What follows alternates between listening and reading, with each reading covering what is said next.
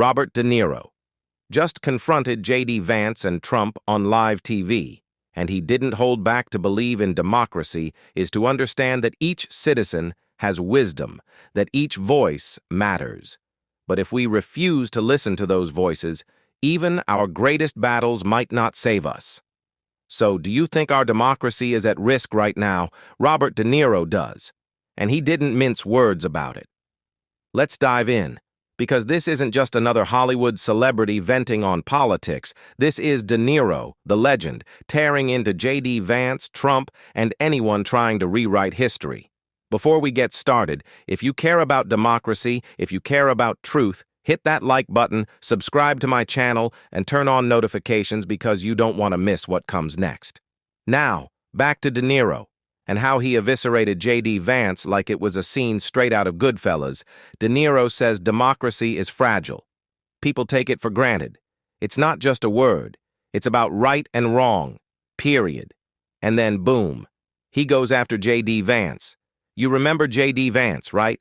The guy who built his career trashing Trump, calling him a cultural heroine, a danger to democracy, an idiot. Fast forward a couple of years, and now he's kissing Trump's ring like his entire political career depends on it. Which, let's be honest, it does, and De Niro wasn't having it. He's a fraud, De Niro said. He abandoned his beliefs for power. He sold out, plain and simple. And it's not just about Vance, it's about the bigger picture. De Niro pointed out that when politicians like JD Vance flip-flop for power, democracy starts to crumble.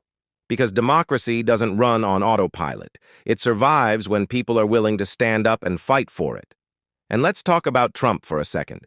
De Niro didn't hold back here either. He called Trump a con artist, a punk, a dangerous narcissist who will never give up power willingly. De Niro wasn't just ranting.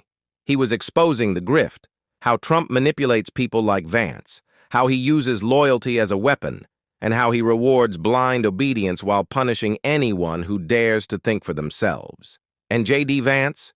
He's a textbook case. One minute, Vance is calling Trump a threat to democracy, and the next, he's clapping along like a backup singer at a MAGA rally. And De Niro wasn't the only one who noticed the internet exploded after De Niro's takedown. Twitter, TikTok, Instagram, everyone was talking about it. Memes were everywhere. One had JD Vance's face photoshopped onto a dog in a burning house with the caption, "This is fine. Trump still likes me, right?" And then there was the deep fake, Vance begging for Trump's approval like a rejected apprentice contestant. Brutal. But here's the kicker. The MAGA world started turning on JD Vance too. They saw what De Niro was saying. They saw how weak and desperate Vance looked.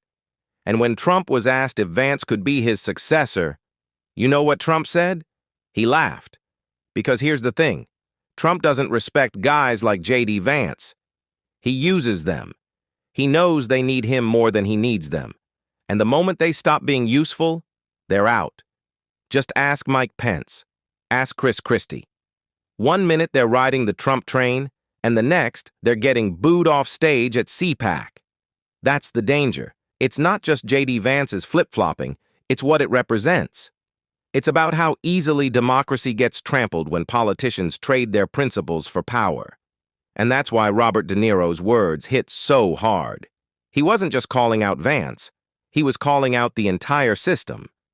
Because when politics becomes a game of who can grovel the hardest, democracy isn't just at risk, it's collateral damage.